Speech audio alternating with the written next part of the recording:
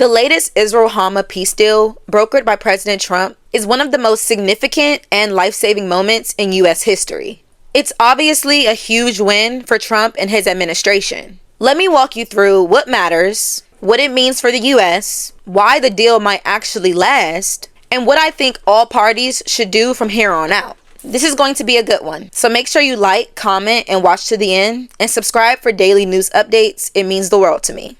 President Trump rolled out a 20-point peace plan aiming to stop the war in Gaza and reset the Israeli-Palestinian dynamics. On October 8, 2025, President Trump announced that Israel and the Hamas had signed off on the first phase of this plan. That first phase included a ceasefire, meaning all military operations are coming to a halt. It also included for the Hamas to release the remaining and living Israeli hostages that they have, which is about 20 people, in exchange for thousands of Palestinian prisoners to be released. On October 13th, after all of the hostages were released, a summit was held at Sharm el-Sheikh, Egypt, with President Trump and the Egyptian president, as well as leaders from Qatar, Turkey, and others. That is where the formal signing of this framework actually took place, and here we are. You can picture it, a dramatic arrival standing before Israeli lawmakers, holding up this new deal, then traveling to Egypt to parlay with other regional partners. It was a great day for all three countries that was involved. And now, here's why the deal has a good chance of actually lasting. The Hamas are getting what they deeply want: the return of the remaining hostages alive and international legitimacy when it comes to the negotiation process. Israel, they get a security guarantee, the withdrawal in phases, and strict conditions on how Gaza will be governed from now on. Both sides have skin in it, so there's incentive to keep it up for both parties. Also, the deal doesn't depend purely on Israel versus Hamas. It integrates regional partners and actors, such as Qatar, Turkey, and Egypt, and it envisions an international oversight role in Gaza. After we just saw 2 more years of bloody conflict, both sides, especially Palestine, wants to find a way out of this before they encounter more losses of capital and military power. Now, this is why it seems that everyone is praising President Trump for making this happen. He's no longer just a disruptor, but now is the peacemaker. If this holds, it could be one of his signature achievements. Something President Biden struggled to deliver, and his opponents will struggle to dismiss him as only noise. He now has a high-stake, high-visibility achievement. So when historians look back at this moment, they won't just see a Middle Eastern truce, they will see a turning point. The moment when America, under Trump, reasserted itself as a world leader who delivers results. First, I want to take a look at this clip of the families involved thanking President Trump and praying over their family's reunitement. Take a look at this. What do you guys have to say to President Trump? Thank you! Thank you. You did it! You did it! Wow. Thank you! This is amazing. Mr. President, we believe in you. We know you've done so much for us over the past, since you became a president, and even before that.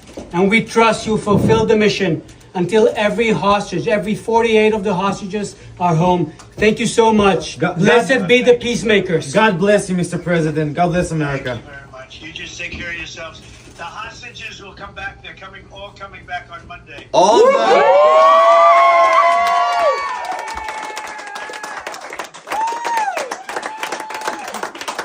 Thank you, sir. Thank you. Have fun. So long. Goodbye. Thank you.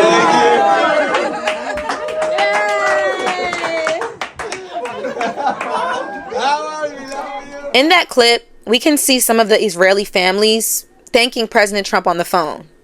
They're telling them that they support him, and they know he's done a lot to make this happen, and they appreciate it. They tell him they're always backing him. It is nice that the families are able to get back some of their family members, because this war has gone on for way, way too long. Everyone should be tired of it by now. Next, I want to take a look at this clip of President Trump's biggest rivals actually praising him from getting this deal done. It's almost unreal.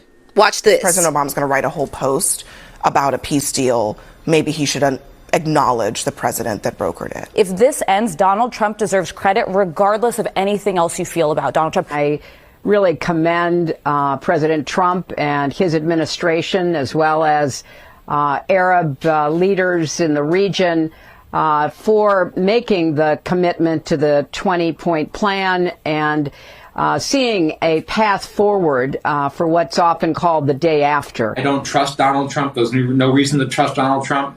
But I will, of course, work with any administration that wants to achieve those things. You may not trust Donald Trump, but what has been achieved here so far is something that was not achieved by President Biden, with the potential end of the war and all of the hostages being turned over. Do you agree with them? Should he be commended?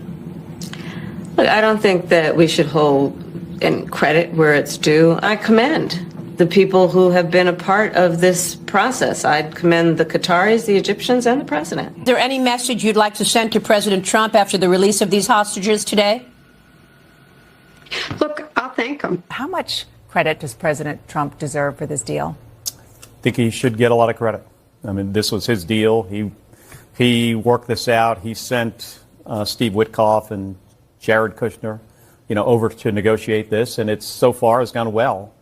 Hopefully the hostages get released here. Might not be within 24 hours, but certainly I think by Monday.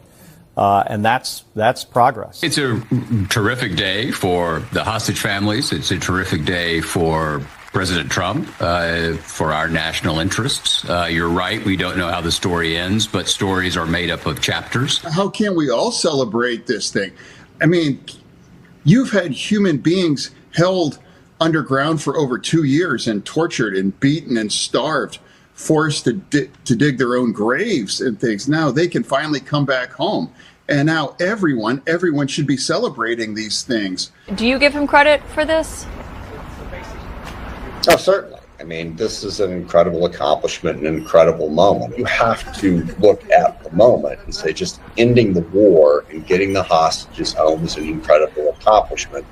It was a long time coming, to be sure, but certainly the president dove in and was engaged on this issue in a way that right now truly did make a difference. I think everyone should be able to celebrate it. And listen, whether you like Trump or not, I think Steve Witkoff, and I think Jared Kushner do deserve credit. Looking at that clip, I was shocked.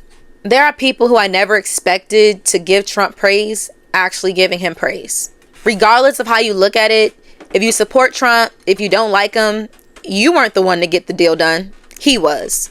So you have to give credit where it's due.